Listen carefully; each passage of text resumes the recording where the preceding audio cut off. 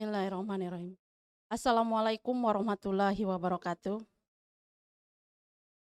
Assalamualaikum warahmatullahi wabarakatuh. Terima kasih pada MC. Semoga masih tetap semangat yang hadir di sini maupun yang di Zoom. Baik ibu-ibu, bapak-bapak, sebelum dimulai silakan icip-icip snacknya. Ya, yang di Zoom silakan icip-icip yang ada di rumah gitu ya. Yang penting siang ini kita bisa mendengarkan rencana buku yang akan di-launching PWA dengan tetap semangat dan perut yang kenyang gitu. Baik yang saya hormati ibu-ibu, bapak-bapak yang hadir di ruangan ini maupun yang ada di ruang Zoom meeting. Mungkin sekilas saya gambarkan bahwa rencana buku ini sebenarnya PR panjang yang sudah dirancang lama gitu ya. Karena memang cita-citanya buku ini menjadi buku yang bisa melengkapi puzzle yang berserakan sehingga menjadi buku sejarah walaupun tidak sempurna persis fakta lapangan, tapi paling tidak mendekati sehingga usaha untuk melengkapi puzzle tersebut dari mengumpulkan, melengkapi dan mencoba merangkainya ini memang butuh waktu dan tenaga. Tapi alhamdulillah ini sudah hadir dibantu oleh ketua tim kita, Buya, ini pakar sejarah yang sebelumnya sudah menulis sejarah Muhammadiyah Bengkulu. Beliau ini dosen aktif di sejarah peradaban Islam, Fakultas Usuluddin Adab dan Dakwah, IAIN Bengkulu. Alhamdulillah UIN Fatmawati Soekarno Bengkulu, insya Allah. Pak Buya ini tadi diminta biodata ya, tapi katanya biar diuraikan sendiri. Tadi saya minta biodata beliau, tapi Buya Salim ingin bercerita langsung kepada kita terkait dengan biodata beliau maupun buku yang sedang disusun ini. Untuk tidak memperpanjang mukadimah, waktu saya persilakan saya serahkan kepada Buya Salim untuk memaparkan apa yang sudah dihasilkan oleh tim selama ini, dan ibu-ibu baik yang di sini maupun yang lewat Zoom nanti mohon kesediaan untuk memberikan masukan, mungkin ada kritik, ada perbaikan, ada pelurusan sejarah, ada tambahan data yang akan menunjang kelengkapan buku ini nantinya. Mohon perhatian bersama, bisa jadi ada beberapa informasi yang belum bertemu atau masih miss sehingga butuh informasi tambahan dari ibu-ibu maupun bapak-bapak yang hadir pada saat ini. Waktunya kami persilakan, Bu ya.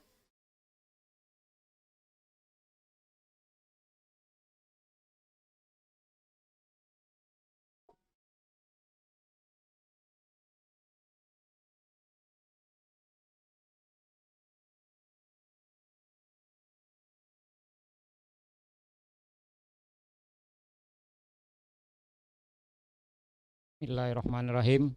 Assalamualaikum warahmatullahi wabarakatuh. Alhamdulillah wa syukrulillah wa la haula wa la quwata illa billah.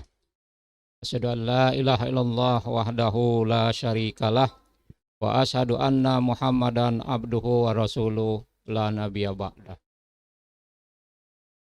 Yang saya hormati Ibu Ketua Pimpinan Wilayah Aisyah Bengkulu beserta jajarannya dan ibu-ibu pimpinan daerah, ibu-ibu pimpinan cabang, dan ibu-ibu pimpinan ranting Aisyah di wilayah Bengkulu, baik yang sempat hadir di sini maupun yang terkoneksi dengan Zoom.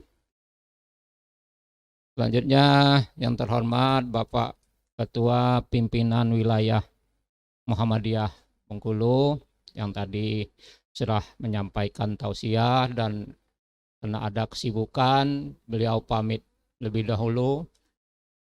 Yang saya hormati Bapak Rektor Universitas Muhammadiyah Bengkulu, Bapak Dr. Sya'roni MPD. Yang saya hormati Bapak Gubernur Kepala Daerah Bengkulu, Bapak Dr. Haji Rohidin Mersah, yang tentunya tadi saya terinspirasi ya, bahwa beliau sebagai orang pimpinan di Bengkulu ini telah merasakan, telah melihat bukti-bukti kerja-kerja Aisyah ini yang sebenarnya senyap. Senyap itu artinya kurang publikasi. Saking kurangnya dipublikasikan antara apa yang dilakukan oleh PWA. Mungkin orang PDA nggak ngerti. Nggak sampai informasinya, senyap. Apalagi yang dilakukan oleh PWA, PDA, PRA, yang saya orang PWM yang tukang ngamat-ngamatin juga nggak dapat informasinya. Jadi benar-benar senyap. Karena itu, ya ini semakin mendapatkan alasan mengapa sejarah Aisyah ini harus kita tulis. Yang senyap-senyap tadi itu harus kita publish, harus kita catat minimal untuk berterima kasih, untuk bersyukur, bentuk kesyukuran kita kepada apa namanya?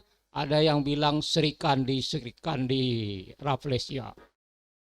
Tapi saya lebih setuju dengan apa yang diungkapkan oleh Dr.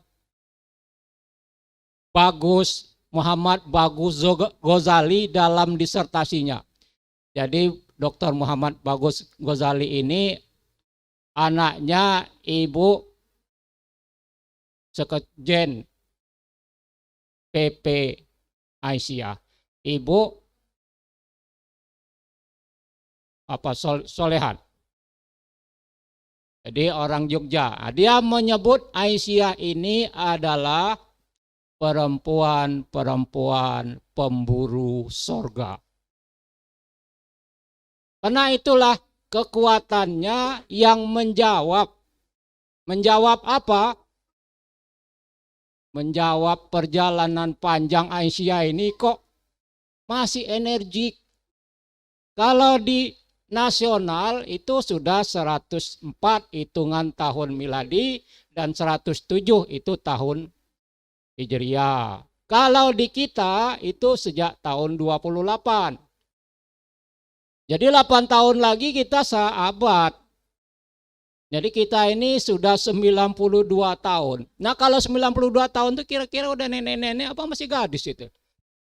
Tapi ternyata masih energik. Dan itulah yang dicari jawabannya oleh Mas Bagus tadi. Apa jawabannya? Kita lihat dulu bahwa Aisyah ini termasuk yang saya masuk saja yang langsung ke Bengkulu tahun 28 itu sudah ada. Dan di masa pergerakan itu antara tahun 1905 sampai 1942 itu organisasi perempuan di Bengkulu itu sudah ada Aisyah. Yang lain namanya gadis-gadis suka merindu. Yang lain namanya Fatimah Zahra. Yang lain namanya Wanita Syarikat Islam. Itulah organisasi perempuan yang terdeteksi, tercatat oleh sejarah yang hadir di Bengkulu pada masa pergerakan. Lalu kemana yang lain itu? Gadis-gadis suka merindu itu tidak jelas lagi. Data sejarahnya itu. Kemudian wanita syarikat Islam. Syarikat Islam itu sudah ada di Bengkulu tahun 1914. Nah, wanitanya juga ada. Itu juga hilang. Kalau secara nasional, itu Aisyah itu organisasi yang pertama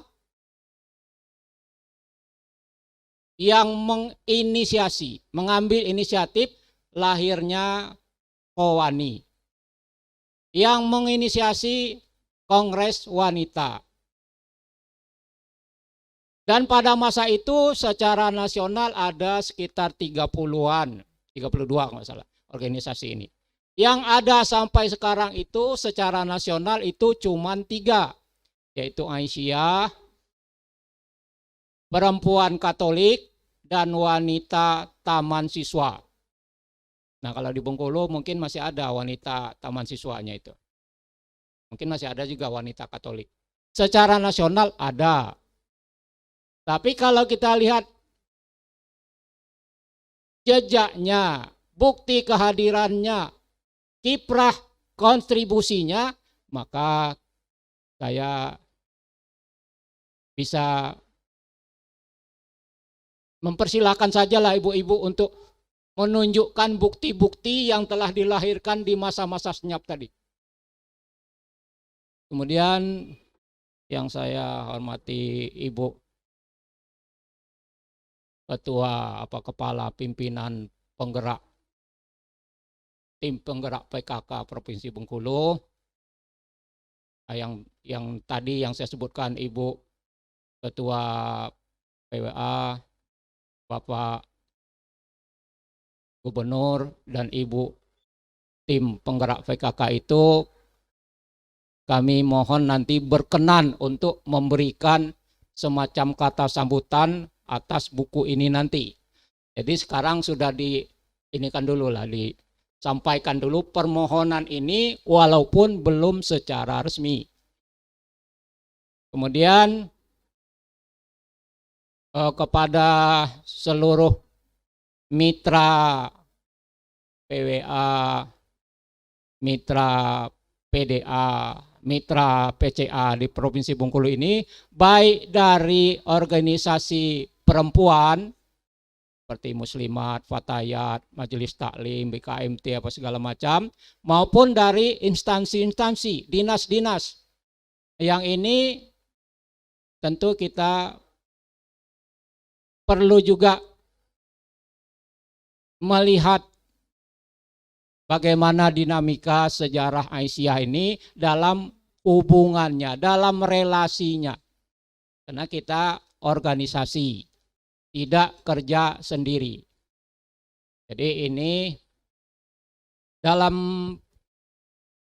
masa ini saya melihat bahwa ini adalah suatu kesyukuran ya. Sebenarnya sebelum ya ada kesamaan apa kalau tadi bahasanya Pak Ketua, kesamaan tujuan, kesamaan aksiologi antara saya dengan kebetulan dengan dosen UMB FAI dengan Ibu Leti, itu dengan berketepatan. Kalau orang-orangnya ada bilang yang nggak boleh itu bilang ketepatan atau kebetulan, harus dibilang qadarullah lah. Ayolah qadarullah deh. Jadi saya setelah menulis buku sejarah Muhammadiyah itu bersama Ardi, kalau nggak salah ada acara Aisyah di sebelah sini waktu itu, di ruang itu ada ininya, MC-nya apa siapa itu Ibu Baroroh ya. Nah, beliau bilang apa katanya, Muhammadiyah sudah ada sejarahnya di Bengkulu, nah Aisyah belum. Nah Muhammadiyah ini sebagai lanang agak sepinya kalau gerak dotinonya nih. Jadi saya pikir aja udahlah saya cari-cari ya. Nah, itu saya lakukan itu sebagai, kalau saya ya sebagai ini aja, sebagai biar nggak kesepian lah buku itu ada laki-lakinya ada perempuannya. Kalau Bunda Leti ya karena dia sebagai dosen di UMB, dosen di FAI harus lebih ngerti Aisyah itu motivasinya. Nah, qadarullah PWA punya peran, punya program yang mudah-mudahan kita sudah jalan bersama. Jadi ini sebagai pengantar bab pendahuluan mengapa buku ini harus kita tulis. Jadi ini sebagai bentuk kesyukuran. Saya harus mensyukuri. Bentuk-bentuk syukuran tuh ya bisa dengan sholat atau sujud syukur. Bisa dengan fa'amma binikmati rabbika fahadis. Ya, ngasih orang, neraktir orang, segala macam itu. Itu fa'amma binikmati rabbika fahadis. Bisa juga dengan banyak-banyak membaca alhamdulillah. Nah, alhamdulillah itu bisa juga diturunkan dengan berterima kasih kepada orang-orang dengan menyebut namanya. Siapa yang disebut? Itulah yang kita coba inventarisir namanya dari sejak tahun 1928, yaitu generasi kolonial, sampai 2021 itu generasi milenial. Nah, ini lalu ada, karena ini dimaksudkan sebagai buku sejarah, kita perlu periodisasi. Maka ada periode kolonial, yaitu sejak tahun 28 sampai tahun kemerdekaan, tahun 45.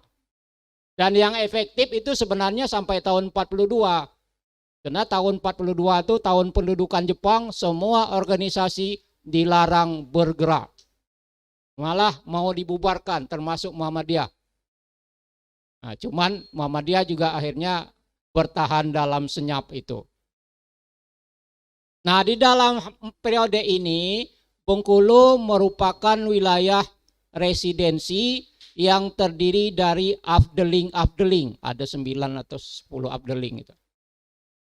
Pada masa ini, periode antara 1928 sampai 1945 ini, Muhammadiyah punya sekitar 12 sampai 14 kelompok.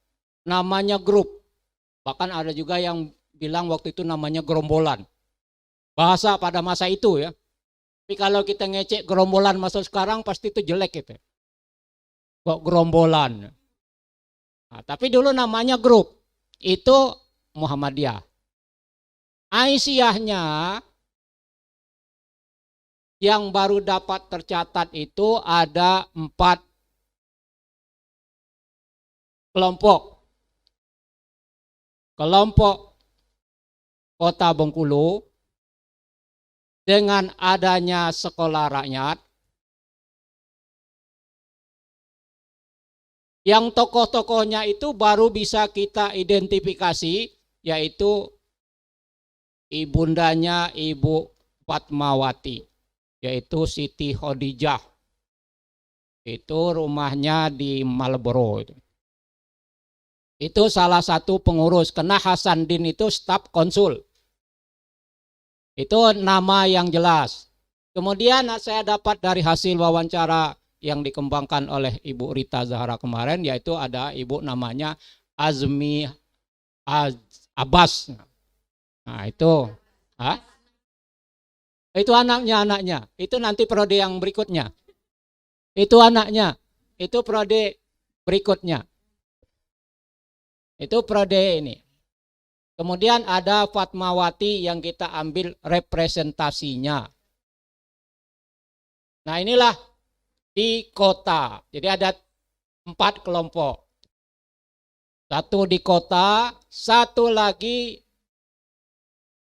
yang paling jelas data sejarahnya itu di mana. Kenapa paling jelas? Karena kebetulan saya sudah dapat membimbing mahasiswa sejarah untuk menulis di situ. Jadi datanya sudah 1 skripsi. Itu ada orang tuanya Bapak Baharudin Ikram. Bapak Baharudin Ikram itu kalau nggak salah rumahnya sekarang di Penurunan. Orang tuanya namanya Ikram bin Kader. Tahun 21 dia sekolah ke Tawalib Padang Panjang. Dia asli Jemau Kitau. Nah, dia sekolah ke Padang Panjang dan menikah dengan ibu namanya, kalau nggak salah Baharina apa siapa itu. Nah, itulah menjadi cikal bakal kelompok atau grup Aisyah mana. Tahun periode pertama. Nah, kepengurusannya sampai sekarang masih berjalan secara terprogram, artinya tidak pernah kosong. Itu yang paling jelas. Nah, yang ketiga itu kelompok Bintuhan. Nah, kelompok Bintuhan ini padek juga ini. Cuman sejarah Muhammadiyah sudah ditulis dengan baik oleh Oi Cheng Hien. Nah, di situ ada tokoh-tokoh Muhammadiyah, yaitu Haji Daud Fikir Daud, itu kakeknya Ibu Dr. Koryati. Kakeknya. Ibunya itu menurut informasi ini sudah aktif di Aisyah. Maknya. Dan ada catatan yang penting, di situ dikirim oleh Hop Bestur dari Jogja, waktu itu namanya HB, Hop Bestur, belum PP. Hop Bestur Aisyah dikirim orang yang hebat, murid langsung Kiai Haji Ahmad Dahlan yang bernama Siti Badilah Zubair. Badilah. Siti Badilah, bukan Fadilah. Siti Badilah Zubair ini lahir tahun 1904. Dan ketika tahun 1917 Aisyah berdiri, nyala dia yang jadi sekretaris pertama AB itu. Jadi dia itu sangat ahli karena dia disekolahkan oleh Kiai Haji Ahmad Dahlan di sekolah umum di Ngupasan. Sekolahnya itu namanya Neutral Message School. Jadi itu bukan sekolah agama, itu sekolah Londo, sekolah Belanda. Dan dia belajar agamanya di Kauman, di sekolah Wal Asri kelas Maghrib. Kelas Maghrib artinya sore. Jadi kelas Wal Asri itu ada 3 kelompok. Satu Wal Asri yang khusus oleh Ahmad Dahlan, itu bapak-bapak dan pemuda. Satu Wal Asri yang khusus Ibu Nyai Walidah. Satu Wal Asri yang keroyokan antara Kiai Haji Ahmad Dahlan dan Nyai. Nah, inilah termasuk yang Siti Badilah ini menjadi sekretaris pertama PP Aisyah. Dan beliau ketika menjadi sekretaris Aisyah itu usianya baru 13 tahun. Ya karena beliau lahir 1904. Aisyah pertama 1917. Baru 13 tahun. Nah, tahun 29-30 beliau tuh masih dalam jabatan pengurus PP Aisyah, dikirim ke Bintuhan. Satu-satunya perempuan yang dijadikan dai Benom. 1 tahun beliau di situ. Di Bintuhan. Nah, cuman jejak-jejaknya kita belum dapat lagi ini. Dan beliau sangat pandai. Termasuk intilan Kiai Haji Ahmad Dahlan itu, kalau Kiai Haji Ahmad Dahlan pergi ke sekolah Belanda itu dia bawa si Siti Badilah ini. Badilah Zubair ini, dan disuruh berpidato pakai bahasa Belanda. Jadi dia tidak sekolah agama. Sekolah agamanya sekali lagi di Wal Asri Maghrib School. Kalau yang sekolah siang itu ada juga Wal Asri dari Senin sampai Kamis ada. Ada juga yang Wal Asri ya cuman Jumat Minggu. Nah, ini Wal Asri serial Maghrib sampai Isya. Nah, inilah bukti sejarah yang ada dokumennya tentang Aisyah di Kaur. Nah, berikutnya saya terus terang tidak dapat data lagi ya, nanti mohonlah PDA itu kasih info selanjutnya itu. Jadi ada 3 kelompok Aisyah yang sudah dapat datanya. Kemudian pada periode pertama ya, periode 1928 sampai. Kemudian yang keempat itu, jadi kalau tadi yang paling jelas itu yang di mana ada orangnya, ada kegiatannya. Yang di Kaur ada orangnya belum nampak kegiatannya. Kalau di kota ada kegiatannya, ada orangnya, tapi orangnya masih sedikit, masih terbatas. Nggak mungkin orangnya cuman 2 orang, 3 orang itu. Nah kemudian yang di Curup ada kegiatannya, tapi belum ada informasi data tentang siapa orang-orangnya. Itu terjadi pada tahun 1936 ketika Muhammadiyah membeli hotel atau losmen untuk dijadikan masjid yang sekarang menjadi Masjid Al-Jihad. Itu Aisyah sudah ada. Apa yang ada? Kerjanya. Karena hotel itu dibayar sebagian pakai duit, sebagian pakai beras, dan sebagian pakai emas permata. Nah, ibu-ibu Aisyah itu menggalang dana bukan berupa uang, tapi menggalang beras dan mengumpulkan cincin, gelang, kalung. Nah, itu yang dibayar pada masa itu ya. Jadi tidak semuanya dibayar pakai uang. Nah, Aisyahnya melakukan itu. Buktinya ada, yaitu sampai sekarang ya Masjid Al-Jihad itu. Tapi siapa orang-orangnya kita belum dapat informasi. Nah, itulah periode pertama Aisyah yang bisa saya ceritakan. Pasti banyak nanti informasi. Kemudian periode kemerdekaan. Bengkulu sudah menjadi residensi juga. Karesidenan.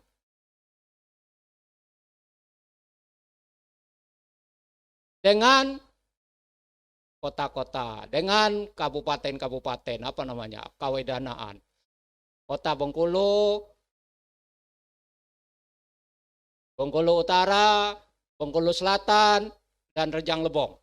Sudah ada 4, kali sekarang ada 4 wilayah PDA. Wilayah dalam arti bukan kepengurusan ya, lokasi. Nah itu ada 4.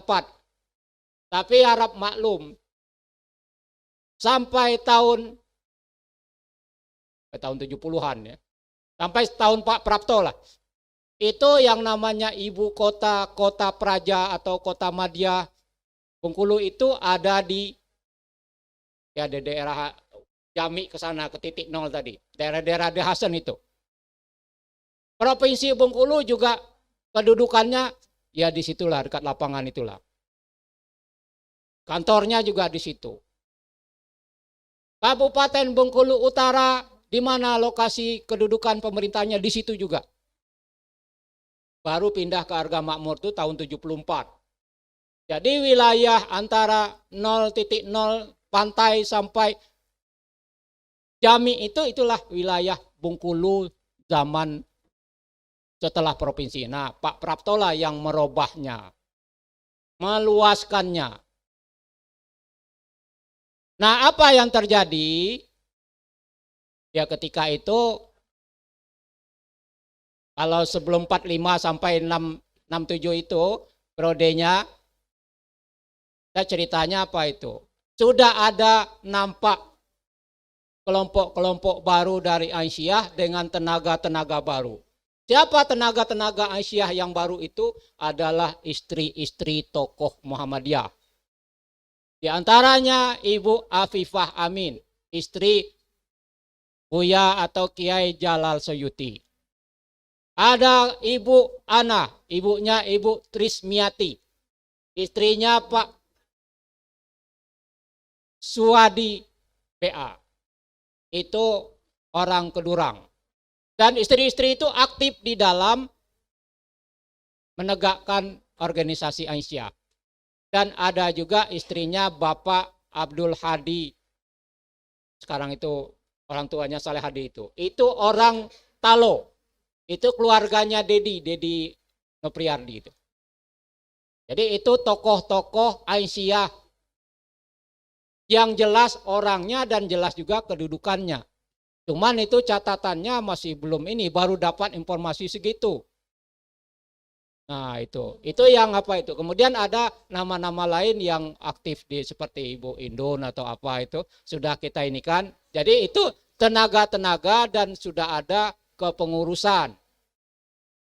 Nah yang tentang apa itu masih saya nunggu dari Ibu Dian itu. Tentang Ibu Afifah Amin itu. Nah itu periode-periode ini.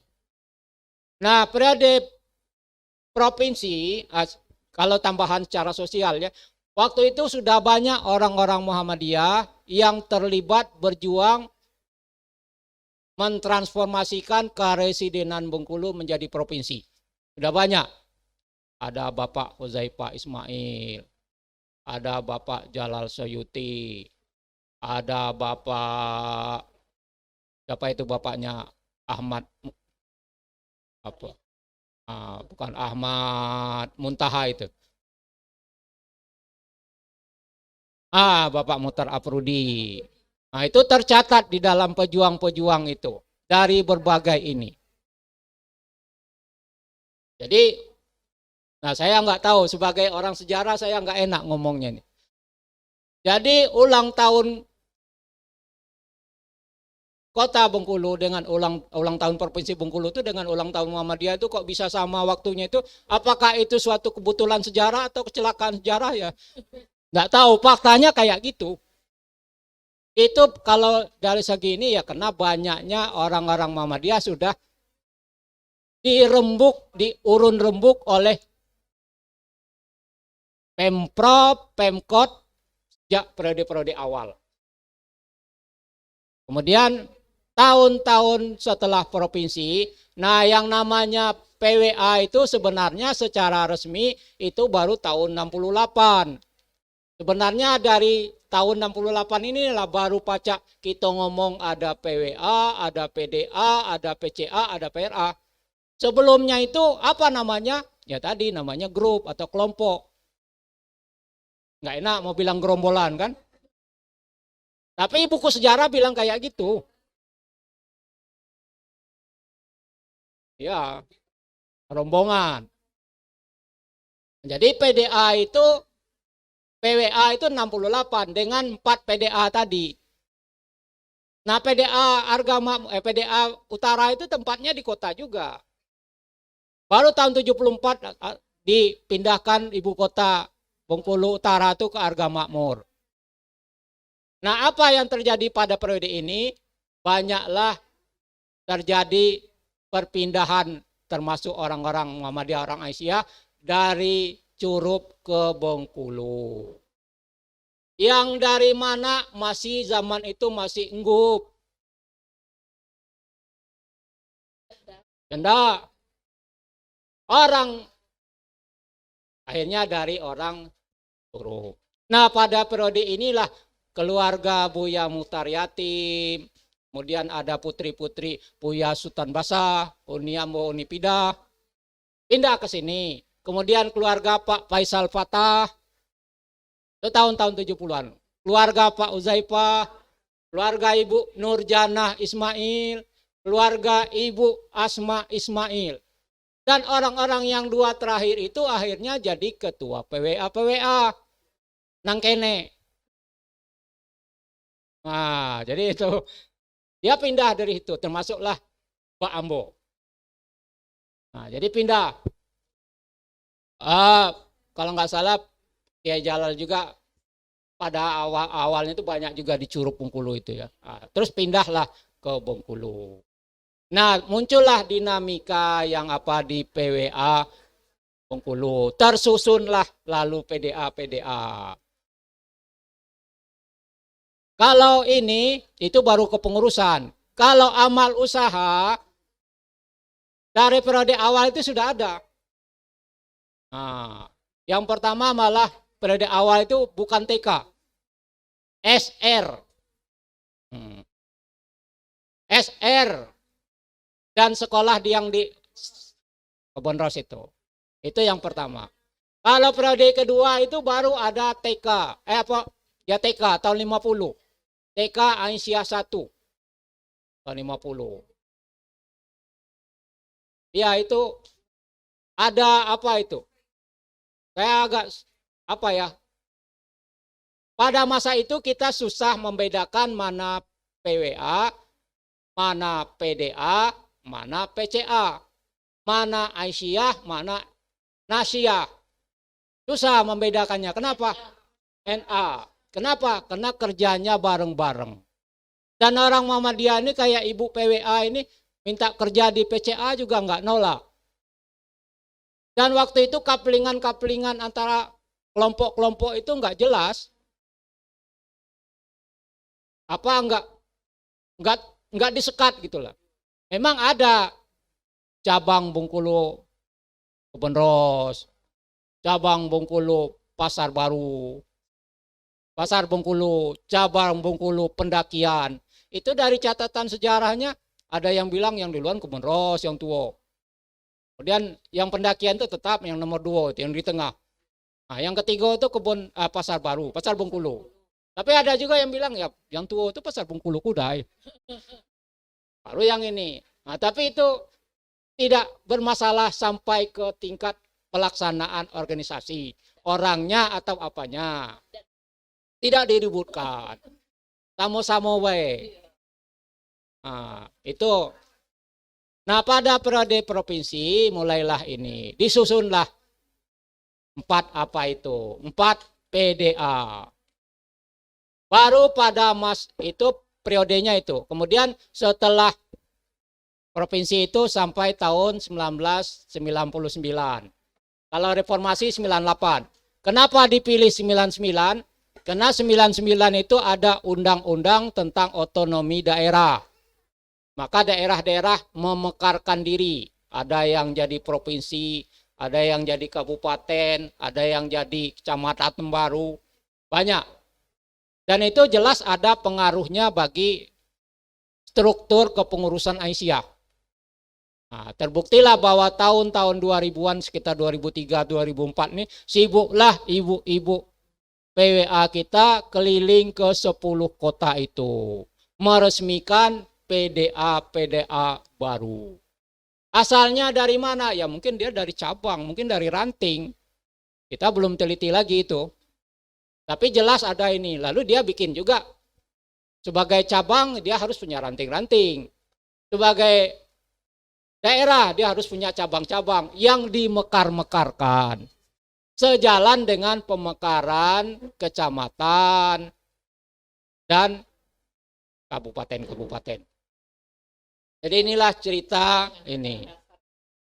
Itulah cerita-cerita kasarnya ya. Sampai tahun itu. Nah, masing-masing amal itu setiap apa saling bertingkat. Kemudian itu bab apa itu? Bab 3. Nah, tokoh-tokoh itu saya pilih. Saya pilih berdasarkan apa? Representasi zaman aja. Zaman kolonial itu mungkin bisa kita pilih ibunya Ibu Fatmawati. Tapi orang kan lebih kenal Ibu Fatmawatinya. Walaupun dia pada masa itu bukan Aisyah, dia NA. Tapi kalau kita lihat Siti Badilah tadi, dia Aisyah itu PP Aisyah, dia umurnya 13 tahun. Kalau sekarang 13 tahun itu NA juga Ibu.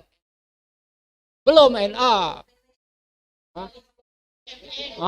Itu. Itu. Kalau dari segi umur. Tapi kalau dari segi praktek, bahwa si Fatmawati itu selalu dilibatkan oleh ayahnya. Setiap ayahnya ada acara di mana sampai di Palembang itu selalu dilibatkan dalam acara itu. Bahkan sudah kenal dengan Siti Badilah itu waktu di Palembang.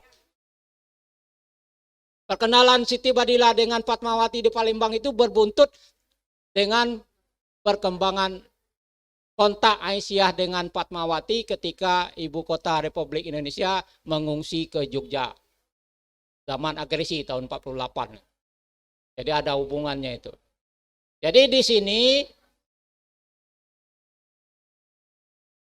profilnya kita ambil sebagai representasi tokoh Aisyah yang kolonial itu. Kemudian yang berikutnya kita pakai Ibunda Nurjana. Kebetulan sudah ada cahaya ibu. Jadi gawe panitia ini penulis ini ngeringkas Pak. Bukunya sudah ada. Terima kasih buat Ibunda Amnah ini. Kebetulan saya kenal juga secara pribadi kan. Mungkin kemudian ada periode yang milenial. Itu nanti bisa ditambahkan, bisa dikurangkan. Tapi itu sekedar profil yang merepresentasikan zaman. Kalau zamannya tadi ada 4, kok ininya 3, ya tambahkan. Tapi saya belum ketemu. Nah, bisa. Jadi itu, kemudian berikutnya saya ringkas saja itu yang profil-profil dinamika sejarah PDA 10 kota itu ya nanti belum dapat datanya kecuali yang tadi itu yang saya sebutkan 4 tadi itu ditambah kota ya. Ya mungkin Rejang Lebong dapatlah saya sedikit. Tapi itu bisa ditanggulangi kalau ibu-ibu pengurus yang mungkin di sini hadir bisa mencarikan laporan Musda. Musda ya? Musda bukan Muswil, laporan Musda masing-masing. Kalau yang selatan saya punya lengkap. Kemudian yang terakhir aja ini yang katanya senyap tadi kata Pak Gubernur. Kiprah Aisyah, bukti Aisyah ini telah berbuat itu kiprahnya di Bengkulu dari prode 4 prode yang kita bikin tadi prodenya. Kita harus mengidentifikasi dan maksud saya ini pengen menyimpulkan secara sederhana tapi terbawa. Nah ini gerobak-gerobaknya 3. Yang pertama adalah Aisyah sebagai gerakan perempuan. Dan kenapa gerakan perempuan? Ya karena memang awalnya muncul sebagai dampak kesadaran nasionalisme, orang bikin organisasi, orang politik bikin organisasi, orang pemuda bikin organisasi, yang itu, yang Yapa, yang Sumatera, yang Ambon, yang Malukas, segala macam tuh. Orang perempuan bikin juga. Orang politik bikin, partai-partai. Yang orang daerah juga bikin. Orang pemuda juga bikin. Orang pemuda itu akhirnya bersatu di Sumpah Pemuda itu. Nah, Aisyah itu gerakan yang dibangkitkan oleh semangat Indonesia. Indonesia pada masa itu disebut Imagine Country. Negara yang dibayangkan. Jadi berabo-rabo negaranya itu. Belum ada lagi. Kapan negara Indonesia ada? Ya setelah proklamasi. Tapi sudah ada Indonesia dalam pikiran Aisyah. Dan pada masa itu, tantangan yang dihadapi oleh perempuan adalah ketertinggalan dalam bidang pendidikan. Zaman dulu, termasuk Siti Badila dengan Siti Munjia itu, sekolahnya itu cuman boleh 3 tahunan. 3 tahun itu kan anak, kalau dulu orang sekolah itu yang gini-gini nih. Kira-kira umur 6, umur 7 tahun. 3 tahun artinya 10 usia 10 tahun dia tamat sekolah dan itu masuk ke dalam pingitan. Sampai kapan? Sampai kira-kira 4 tahun ada yang melamarnya. Dipingit.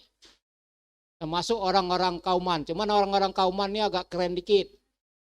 Kenapa? Karena perempuan-perempuan Kauman itu pertama dia ningrat, kedua dia punya kegiatan di luar membatik dan berdagang.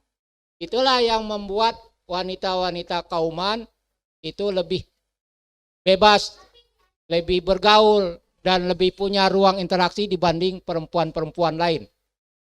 Dan itulah yang dijadikan sumber-sumber ini. Nah, sebagai organisasi perempuan, tentu dia bergerak dalam emansipasi wanita. Pasti itu. Nah, apa bedanya dengan gerakan-gerakan wanita lain? Bahwa emansipasi wanita yang diinisiasi, dipionir oleh Kiai Haji Ahmad Dahlan dan Nyai Walidah, itu sasarannya adalah emansipasi perempuan dalam satuan rumah tangga. Jadi perempuan dalam satuan rumah tangga, bukan perempuan dalam individu ya. Jadi sasaran emansipasi Aisyah adalah perempuan dalam satuan rumah tangga. Dalam satuan rumah tangga perempuan itu memegang 2 fungsi. Pertama dia sebagai ibu, bagi generasi berikutnya yang melahirkan kontribusi-kontribusi tentang pendidikan anak usia dini. Itulah PAUD. PAUD apa? PAUD. Itulah PAUD yang 100 tahun. Jadi itu lahir sebagai gerakan emansipasi model Aisyah. Bahwa Aisyah adalah perempuan, tapi bukan perempuan sebagai individu perempuan. Perempuan di dalam rumah tangga. Itu catatannya yang membedakan. Di dalam rumah tangga perempuan satu sebagai ibu, satu lagi sebagai istri. Nah, sebagai istri akhirnya dia melahirkan konsep rumah tangga sakinah mawaddah warahmah. Jadi itu asal usul gagasannya, kerangkanya muncul.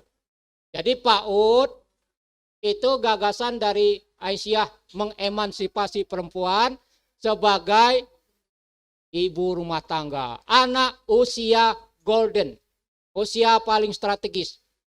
Saya punya anak ya di usia itulah saya paling merasa punya anak. Kalau lah besar, nggak tahu punya siapa itu. Berebut pula yang nak punyanya. Kalau dia ini sudah tidak punya kita lagi. Nah itulah Aisyah sangat itu. Apa yang muncul dari, kalau katakanlah dari pikiran itu, dari paradigma itu adalah amal usaha di dalam satu lembaga-lembaga pendidikan anak usia dini itu. Bahkan juga kalau dulu ada namanya baby show. Saya nggak tahu kok hebat orang Muhammadiyah itu, Aisyah itu berkemajuan banget. Tahun 30-an kok ada namanya kontes anak, kompetensi anak namanya baby show. Baby show itu ya pertunjukan baby yang kalau sekarang itu kontes anak sehat lah itu. Lomba anak sehat. Tapi namanya pada masa itu memang baby show. Dan itu Aisyah yang bikin. Lomba anak sehat yang melahirkan lembaga berupa posyandu. Melanjut nanti ke klinik ibu dan anak.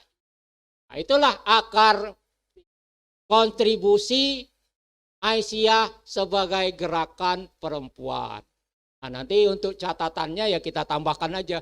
Siapa yang secara kelembagaan berkecimpung di dalam itu. Mungkin ada lembaga kajian wanita, pusat kajian wanita, atau lembaga apa itu. Nimbrung-nimbrung di situ dengan tokoh-tokohnya. Atau pendidikannya itu siapa. Yang kedua, Aisyah sebagai gerakan dakwah. Dakwah Islam berkemajuan. Nah inilah saya kira organisasi lain itu ya ada yang organisasi advokasi aja. Advokasi remaja saja. Advokasi ibu-ibu aja. Pemberdayaan aja. Tapi Aisyah advokasi pendidikan. Ini spiritual dakwah pulau. Dan inilah melahirkan apa? Musola-musola Aisyah. Ada di setiap daerah itu. Apa ada organisasi perempuan yang punya musola? Ada mungkin majelis taklim mungkin. Tapi bukan dia yang bikin. Bukan dia inisiatif. Dia menginikannya aja, mengkoordinasikan ininya. BKMT itu. Nah, berkoordinasi di situ. Aisyah punya. Dan Aisyah punya ustazah-ustazah yang tadi maaf lagi sunyi. Saya baru dapat ustazah ini dari datanya itu baru 2. Bisa ditambahkan. 1 Ibu Asmiar Amir sudah ada ininya. 1 lagi kebetulan kawan kita yaitu Ibu Agustini, ustazah. Beliau adalah anggota Majelis Tablik PW Muhammadiyah. Kalau di PWA apa dia? LPPA. Itu. Kemudian mungkin ada dari Curup ibu namanya Ibu Hamidah. Nah, tapi kita belum dapat datanya. Ya kalau ada datanya kita ambil. Ibu Murti. Dan juga saya tahu dulu ada ustazah kita itu pernah juga di panti sini Ibu Emi Murad. Cuman kita belum ada datanya, baru pacak mengingat-ingat baik. Nanti bisa kita ini kan, cuman kita inventarisir. Banyak. Jadi itu bagian dari kontribusi Aisyah dalam gerakan dakwah. Nah, yang terakhir itu kontribusi Aisyah dalam gerakan sosial. Kita ini yang namanya organisasi sosial itu cirinya yang pertama itu nirlaba, bukan cari duit. Itulah kata itu ya, kita cari akhirat, cari amal. Bukan pula cari perkara, bukan. Bukan cari masalah dan bukan cari duit. Nah, disinilah banyak relasi Aisyah itu dan banyak juga aspek kepengurusan Aisyah yang terjun. Kuncinya mulai dari Qaryah Thayyibah. Apalagi tadi? UMKM. Segala macam itu. Dinas Kesehatan yang kemarin itu tahun apa itu ada. Termasuk dengan JPPR, termasuk dengan TBC itu baik dia secara program mandiri maupun secara program kemitraan. Nah, itu banyaknya itunya. Cuman data yang saya terima ini termasuk data 2 tahun pandemi itu masih belum ada. Kan ada yang ini. Dan itu timnya Ibu Popi masih ngerayau. Jadi itulah pokok-pokok pikiran yang berhubungan dengan ini. Nah, saya mengantarkan ini sebagai bentuknya sebenarnya sebagai masih apa ya? Masih propos, masih usulan ya. Karena ada juga kemarin itu dapat inspirasi. Kok cuma 3 doang? Padahal banyak kita tokoh-tokoh Aisyah itu. Kita tulis saja biografi Aisyah itu. Insya Allah nanti kita bikin yang banyak. Dan kita bisa punya buku banyak juga. Tapi alhamdulillah rancangan buku ini sudah inspiring. Sudah menginspirasi Aisyah sendiri untuk menulis buku tentang tokoh-tokoh Aisyah secara khusus. Itu saja sebagai pengantar, katanya waktu saya cuma sampai jam 12. Terima kasih, saya kembalikan ke ini. Kembalikan ke siapa namanya? Ibu Popi. Namanya Bu Popi, tapi sebagai apa itu? Apa namanya?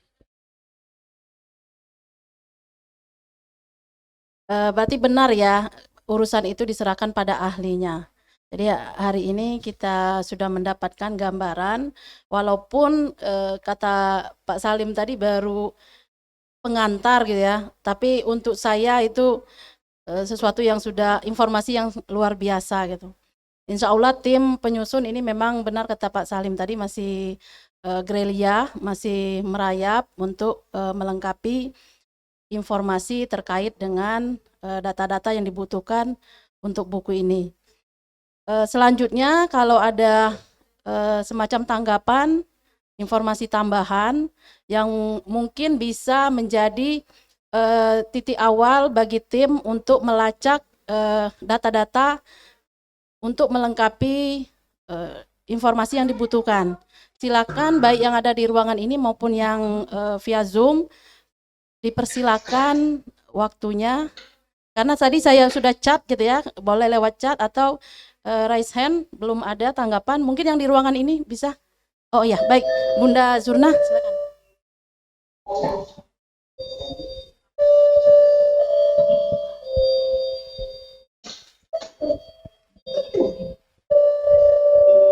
Assalamualaikum warahmatullahi wabarakatuh.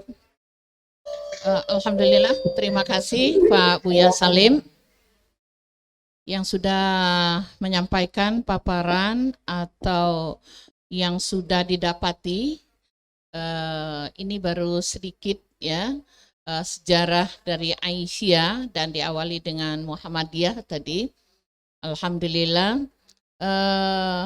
tadi ini dari awal masuknya Aisyah ya ke Bengkulu dengan belum ada disebut itu PWA nama ya, tapi sudah ada gambaran.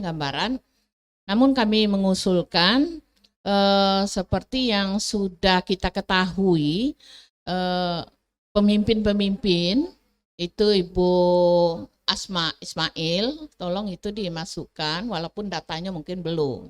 Ya, sudah itu Ibu ya Suwarni Ahza, Nah, dia masih ada kan, tapi belum juga tadi dimasukkan, itu perlu juga sebagai itu pemimpin di Aisyah. Sebelumnya itu ada Ibu yang ini mungkin ada yang tahu, Ibu Nurdanawati atau siapa? Ibu siapa yang di Kebun Ros itu?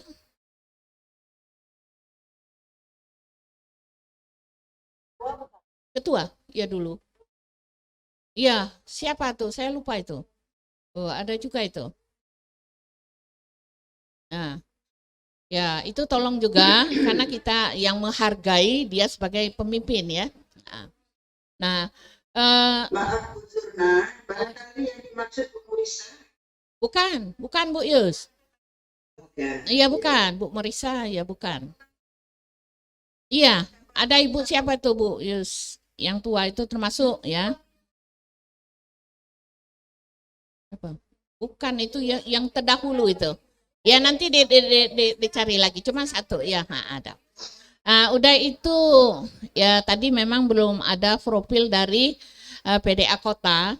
Ya PDA Kota yang saya kenal itu Ibu Khairia, Bu ya istrinya Pak Mukhtar Afrudi. Sudah itu Ibu Siti Jamiah itu sebelum.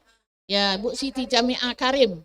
Nah itu ya juga ya dia ya sebelum ya itu saya ya Recording stopped. Bu ya Khairia dulu Bu Khairia baru Ibu Siti Jamiah baru saya 2 periode itu dulu kota. Saya dulu tahun 1995 sudah itu baru 2000 ya tahun 95 dan tahun 2000 2025 dulu. Jadi 2 periode itu. Nah ini ya mungkin masih ingatan saya masih ada, itu bisa nanti saya sampaikan. Nah setelah itu dulu Miss Wanti, dan setelah Miss Wanti 1 periode itu Khairunisa.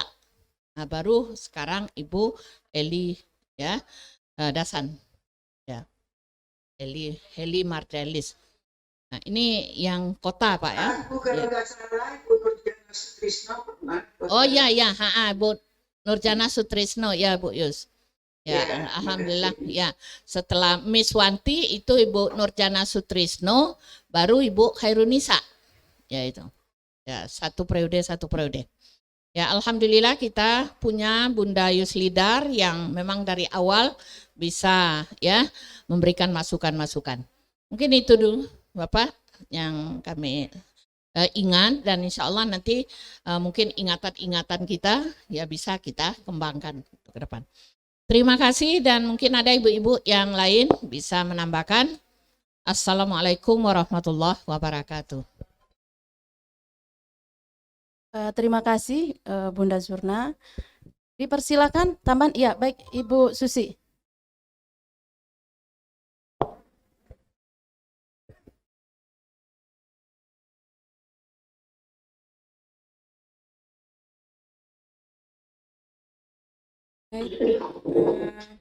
Assalamualaikum warahmatullahi wabarakatuh. Mungkin saya hanya ingin menambahkan untuk di kiprah Aisyah ya di bidang sosial itu Pak Salim. Jadi di periode ini kita Aisyah ini sudah menorehkan harum nama di tingkat provinsi, tingkat nasional, bahkan tingkat dunia Pak Salim. Ya, jadi pertama kami mendapat penghargaan itu sebagai organisasi terbaik yang aktif ikut merencanakan bersama pemerintah dalam program SDGs Provinsi Bengkulu. Jadi kami termasuk tim dan kami yang aktif itu mendapat penghargaan terbaik. Tadi dalam sambutan Pak Gub itu juga sudah ditayangkan ketika Bu Zurna menerima penghargaan dari Pak Gubernur. Itu adalah menjadi kebanggaan kita bahwa ada tadi di ini bahwa itu, dan itu materinya sudah saya kirim ke Mbak Popi Pak Salim ya, bagaimana bahwa kita ini sudah bermitra dengan pemerintah untuk program-program yang bisa kita sinergikan, dan kita mendapat penghargaan terbaik.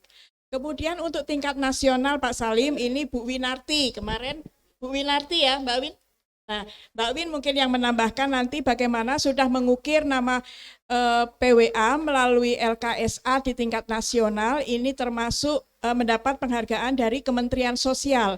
Di pilar-pilar sosial ini menjadi 5 besar lembaga sosial masyarakat yang bergerak di bidang sosial masyarakat. Nanti bisa digali lebih dalam dengan Mbak Win. Nah, kemudian yang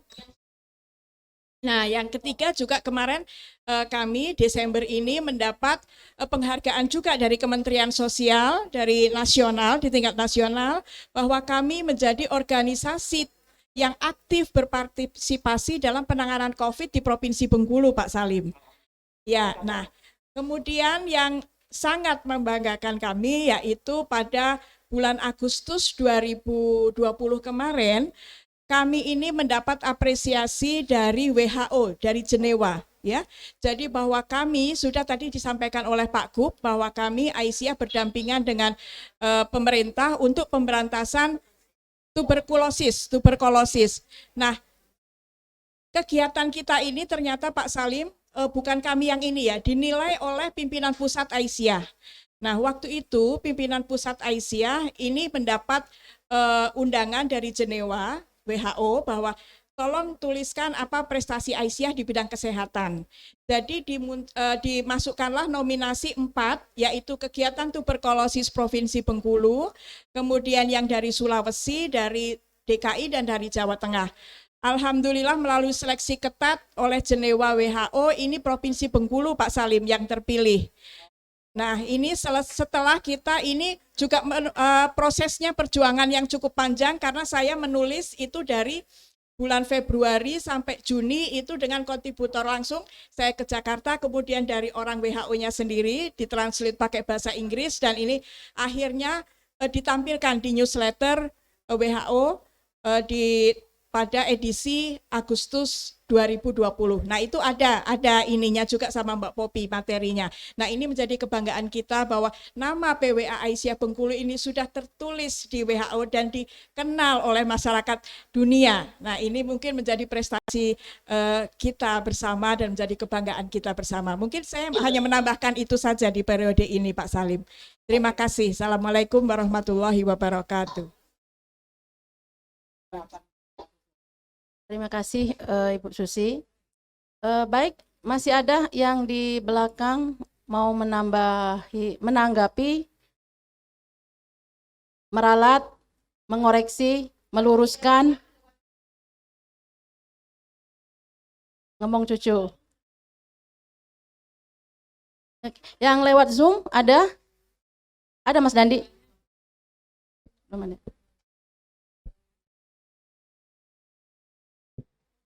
Bunda Amnah.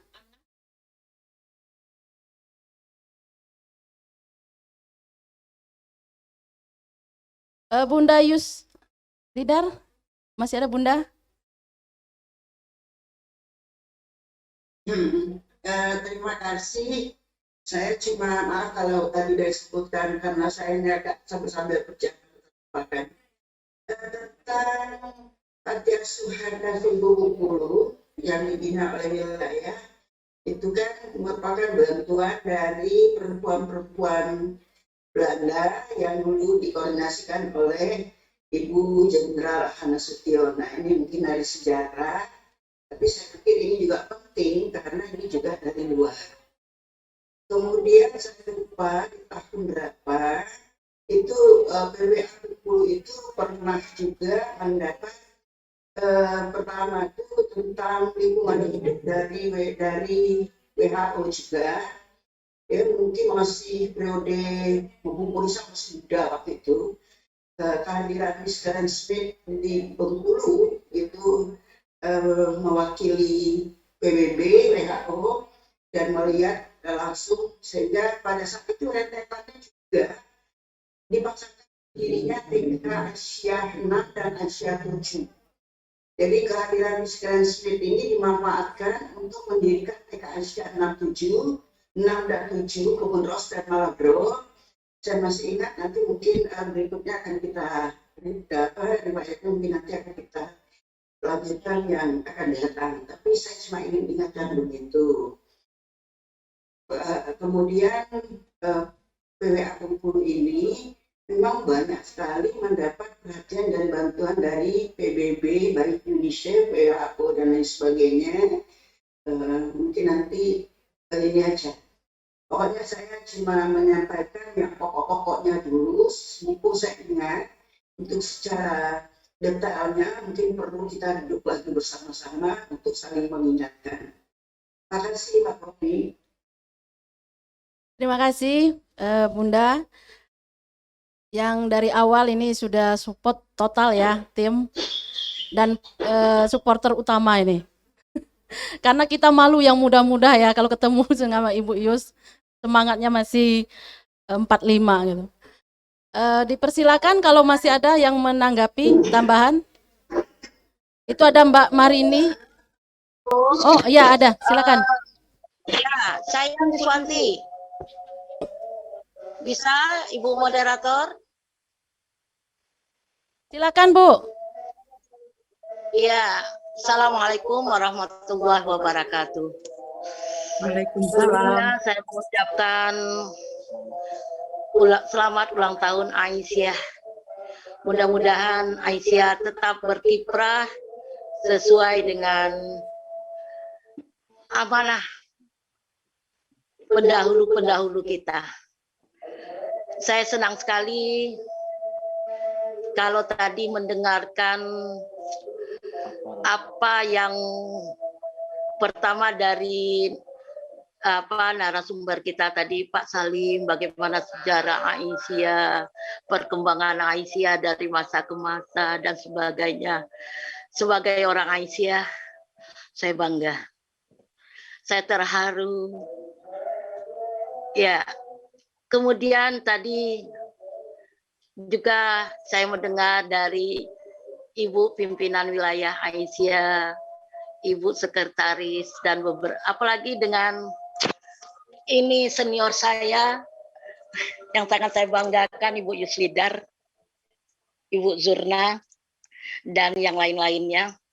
Baik, mengingat waktu mungkin masih banyak yang ingin disampaikan oleh ibu-ibu. Keterbatasan waktu kita sudah habis.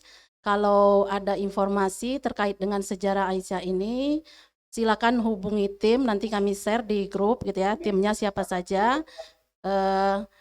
Khususnya yang tadi disampaikan oleh Pak Salim, yang ada 6 PDA yang memang belum ada data sama sekali, itu mohon kerjasamanya mungkin nanti akan kami hubungi terkait dengan penggalian data. Yang 4 tadi tinggal melengkapi karena ada beberapa dokumen maupun data yang sudah dimiliki. Itu saja dari sudah cukup. Baik, sesi ini kita tutup. Pak Salim mau nambah sedikit? Jangan banyak.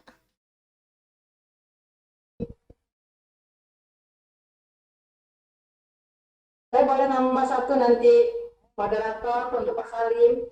Boleh, tapi di ini via chat aja atau japri ya Bu?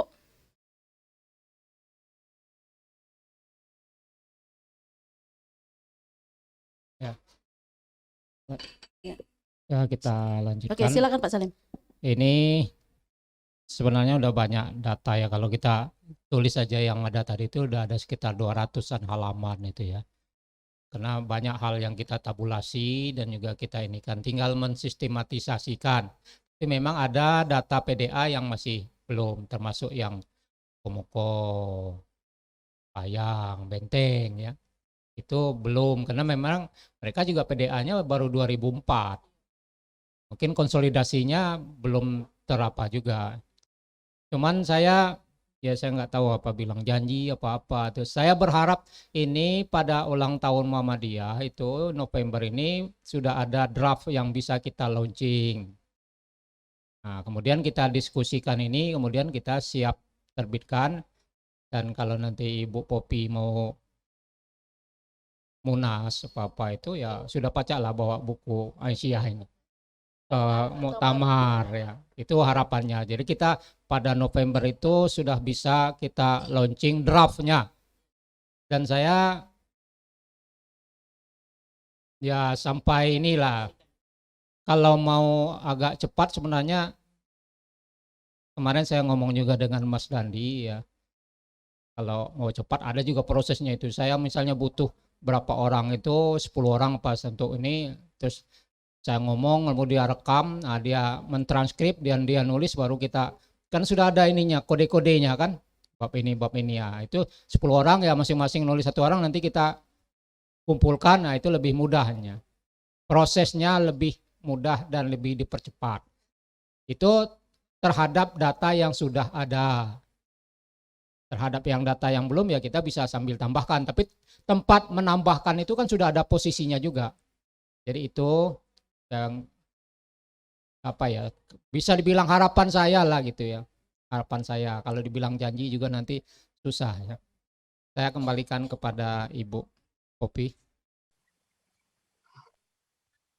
Mbak Popi sebagai moderator pada siang hari ini. Bapak Ibu hadirin yang berbahagia, kalau kita sudah berbicara soal sejarah, apalagi bersama Buya Salim rasanya tidak akan habis sampai nanti sore bahkan malam nanti.